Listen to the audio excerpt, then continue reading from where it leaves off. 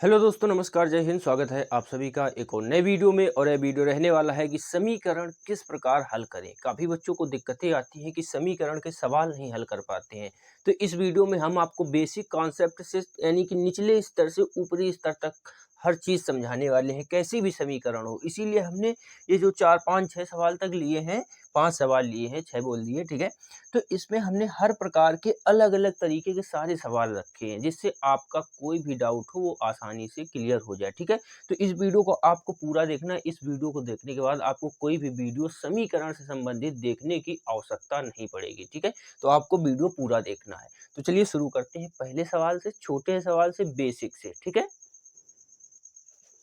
तो पहला जो हमने सवाल लिया है वो क्या लिया है, x प्लस 2 बराबर 4। क्या है, x प्लस 2 बराबर 4। तो जब भी आपको समीकरण के सवाल मिलते हैं तो उसमें x होता है या y होगा, z होगा, ABCD का कोई भी लेटर हो सकता है जिसका आपको मान निकालना होता है। क्या होता है, मान निकालना होता है। जैसे यहाँ पर है x प्लस 2 बराबर 4, तो इसमें हमें x का मान ज्ञात करना है। और जिसका भी मान निकालना होता है उसे अकेले करना होता है, यानी कि सिंगल रखना होता है। लेकिन इसके साथ क्या है, यहाँ पर 2 है। क्या है, x प्लस 2, x के साथ प्लस में क्या है, 2 है। तो x को हमें अकेले रखना है। अकेले रखने के लिए जब भी कोई ऐसी आपको संख्या मिले कि +2 या फिर -2, तो उसको दूसरी संख्या की ओर ले जाएंगे। यानी कि कहने का मतलब कि ABCD के मान एक साइड और संख्याएं एक साइड रहेंगी, तब आराम से x का मान निकल आएगा। जैसे देखिए यहाँ पर क्या है, x प्लस 2, तो x लिख लेंगे, बराबर में क्या है 4। अब ये जो प्लस का 2 है, ये जो प्लस का 2 है बराबर में 4 है, ये जो प्लस का 2 है ये दूसरी साइड जाएगा, तो किसमें हो जाएगा, ये माइनस का 2, ठीक है। जब बराबर का चिन्ह कोई भी संख्या प्लस माइनस की हो वो पार करती है, तो यदि प्लस की है तो माइनस हो जाएगी, माइनस की है तो प्लस हो जाएगी। तो ये प्लस का 2 है, दूसरी साइड जाएगा तो किसमें हो जाएगा, माइनस का, ठीक है।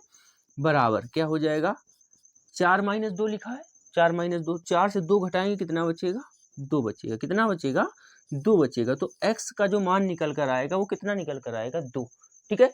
तो इस तरीके से ये तो बेसिक चीज है बिल्कुल, ठीक है। यदि किसी संख्या के साथ प्लस माइनस में कोई लगी है तो वो दूसरी साइड दूसरी संख्या की तरफ जाएगी और चेंज होकर उससे घट जाएगी या फिर जुड़ जाएगी। जिस तरीके से ये प्लस की थी, दूसरी साइड गई तो माइनस हो गई, 4 से 2 घटाया तो 2 बचा, x का मान निकल आया। दूसरा लेते हैं, इससे थोड़ा लेवल बढ़ाते हैं। तो दूसरा जो हमने सवाल लिया वो क्या है, x माइनस 6 बराबर 8। अभी प्लस लिया था, अब की माइनस लिया है, ठीक है। एक एक चीज समझाएंगे आपको। तो अभी प्लस की संख्या थी, दूसरी साइड गई थी तो माइनस की हो गई, लेकिन ये माइनस के ये दूसरी साइड जाएगी तो किसमें हो जाएगी, प्लस की।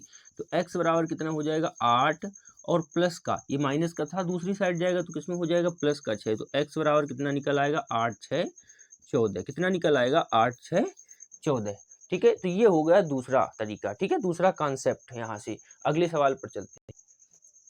तो जो हमारा तीसरा सवाल है, हालांकि ये दूसरा लिख दिया, ये तीसरा सवाल है क्या है, 3x प्लस का 4 बराबर 16। अब इसमें देखिए आप, गुणा में 3 के साथ, x के साथ 3 है और प्लस में 4 है। यहाँ दोनों चीजें हमने ली। अभी तक हमने प्लस माइनस सिखाया, अब गुणा के साथ प्लस है, ठीक है। अब गुणा के साथ प्लस है कि आपको ऐसी सिचुएशन आ जाए गुणा भी हो प्लस माइनस भी हो, तो आप कैसे निकालेंगे। देखिए, तो सबसे पहले हल करेंगे इसे, अंक को, ठीक है। जो सिंगल डिजिट अंक होगा उसे दूसरे अंक की साइड ले जाएंगे। जैसे देखिए, ये तो x के साथ 3 है तो इससे अभी कोई मतलब नहीं है, ठीक है। बराबर, ये बराबर में 16 है तो 16 लिख देंगे। अब ये जो 4 है ये दूसरी साइड जाएगा, अंक की तरफ अंक। अभी हमने आपको बताया कि अंक की साइड अंक करना है, तो 16 की तरफ 4 गया तो कितना हो जाएगा, ये 3x बराबर 16 से 4 घटाएंगे तो कितना बचेगा, 12। कितना बचेगा, 12 बचेगा। अब x के साथ क्या है, 3 है, 3 है, तो x और 3 के बीच में कौन सा साइन होता है, गुणा होता है, जो दिखाई नहीं देता है। 3 गुणा x यदि हम लिखेंगे तो जब इसका गुणा कराएंगे तो कितना आ जाएगा, 3x आ जाएगा। कितना आ जाएगा, 3x आ जाएगा। इसीलिए इसका गुणा बीच में लिखा नहीं जाता है।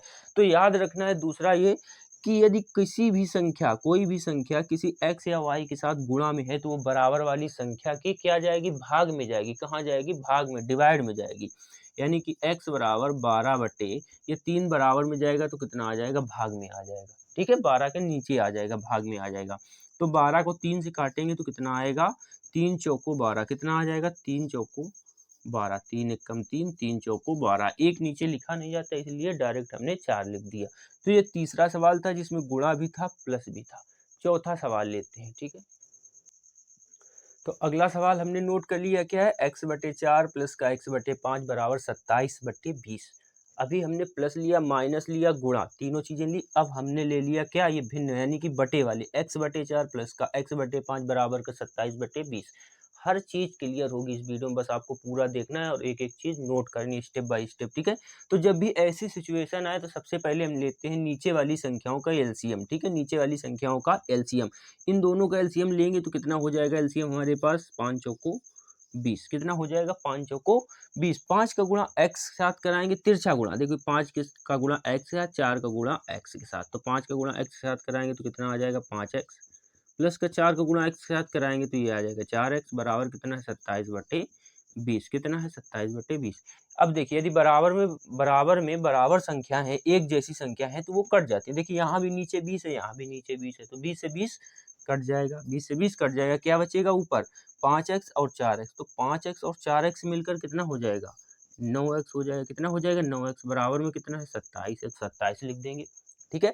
अब देखिए अभी हमने बताया था गुणा वाली संख्या बराबर में कहाँ जाती है, भाग में। कहाँ जाती है, भाग में। तो x बराबर कितना हो जाएगा, 27/9। कितना हो जाएगा, 27/9। तो 9 त्रिक 27। x का मान कितना आ जाएगा हमारे पास, 3 आ जाएगा, ठीक है? कितना आ जाएगा, 3 आ जाएगा। एक बार फिर देखना कि x/4 प्लस x/5 बराबर 27/20 था। सबसे पहले हमने क्या किया, यहाँ नीचे वाली संख्याओं को लिया एलसीएम, कितना आया, 20। 5 का गुणा x में कराया 5x, 4 का गुणा x में कराया 4x, प्लस था बीच में जोड़ दिया 9x आ गया, 20 से 20 कट गया, तो 9x बराबर कितना आ जाएगा, 27। ये 9 कहाँ जाएगा, भाग में जाएगा 27 के, तो 9 त्रिक 27, x का मान कितना आ जाएगा, 3। अगला सवाल देखते हैं। तो अगला सवाल जो लिया है वो बिल्कुल नए तरीके का है, 3x/2 प्लस का 6 बराबर x/2 प्लस का 4। अभी एक साइड x था, अब दोनों साइड x आ चुका है, ठीक है? तो क्या करेंगे कि x वाली वैल्यू एक साइड करेंगे और जो अंक है वो एक साइड करेंगे। तो 3x/2 ये लिखा है, 3x/2 लिखा है, लिखा रहने दो। और ये जो x/2 है ये इसका परिवार का है, ठीक है? ये एक फैमिली के हैं, तो इन्हें भी इधर लेकर आएंगे तो कितना हो जाएगा, x/2 बराबर कितना है, 4 है, और ये 6 उधर जाएगा तो कितना हो जाएगा, माइनस का 6। कितना हो जाएगा, माइनस का 6। अब देखिए वही चीज़ आ गई, 3x/2 माइनस का x/2। तो यहाँ पर क्या लेंगे, एलसीएम। अभी बताया था ना अगले वाले सवाल में, यहाँ क्या लेंगे, एलसीएम। तो 3x माइनस का x, तो नीचे एलसीएम कितना आ जाएगा, 2 आ जाएगा, क्योंकि नीचे सेम संख्या है। जब हर समान होते हैं तो ऊपर वाली संख्या जुड़ जाती हैं। तो ऊपर वाली को जोड़ दो, 3x माइनस का x बराबर कितना है, 6 से 4 घटाएँगे तो माइनस का 6 बड़ा है, तो प्लस का 2 माइनस का 2 बचेगा ना। कितना बचेगा, माइनस का 2। 3x से x घटाएँगे तो कितना बचेगा, 2x। कितना बचेगा, 2x, क्योंकि ये 3x है और ये 1x है, ठीक है? हालाँकि x के आगे 1 लिखा नहीं जाता, इसलिए इसे 1 माना जाता है। बटे में कितना है, 2 है, बराबर कितना है, -2 है।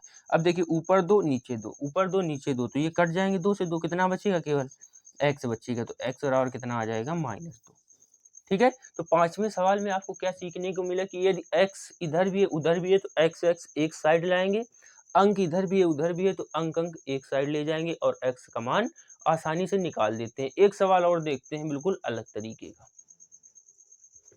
बिल्कुल अलग तरीके का अगला सवाल हमने क्या लिया है, y+3/6 बराबर y+2/7, ठीक है? दोनों तरफ y है और प्लस का 3 भी है, बटे में भी है, प्लस में भी है, बटे में भी है। अब नई समस्या आ गई, तो जब भी ऐसी सिचुएशन मिले कि नीचे कुछ संख्या हो दोनों साइड और ऊपर भी कोई संख्या हो, तो क्या करेंगे, तब सीधे करा देते हैं क्रॉस मल्टीप्लिकेशन। यानी कि 7 का गुणा पूरे इसके साथ यानी कि y+3 के साथ, और 6 का गुणा y+2 के साथ करा देते हैं, ठीक है? तो 7 का गुणा इधर कराएंगे तो 7y आ जाएगा। कितना आ जाएगा, 7y प्लस है, प्लस लगा दिया, 7 त्रिक 21 आ गया, बराबर में 6 का y के साथ कराएंगे तो 6y, प्लस का 6 का 2 के साथ कराएंगे तो 6 दूनी 12। कितना आ जाएगा, 6 दूनी 12।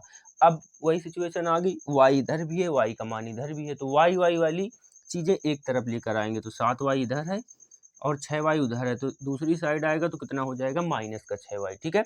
बराबर ये 12 है और ये है प्लस का 21, दूसरी साइड जाएगा तो माइनस का 21 हो जाएगा। 7y से 6y कम हो जाएगा, कितना बचेगा, केवल 1y। हालांकि 1y के आगे लिखा नहीं जाएगा, अभी हमने आपको बताया है। बराबर में क्या आ जाएगा, 21 से 12 घटाएंगे तो कितना बचेगा, माइनस का 9। तो y का मान जो निकल कर आया वो कितना निकल कर आया है, माइनस का 9। तो इस तरीके से ये समीकरण के सवाल हल किए जाते हैं। हालांकि इसमें हमने सारी चीज़ें बता दी हैं, यदि आपने वीडियो ध्यान से देखा होगा और इन चीज़ों को नोट किया होगा तो आगे आप कोई भी सवाल लगाएंगे तो उसे हल करने में आपको कोई भी दिक्कत होने वाली नहीं है, ठीक है? तो यदि वीडियो अच्छा लगा हो तो वीडियो को लाइक भी कर दें और इसी तरीके की वीडियो देखने के लिए चैनल को सब्सक्राइब जरूर कर लें। वीडियो देखने के लिए आप सभी का धन्यवाद।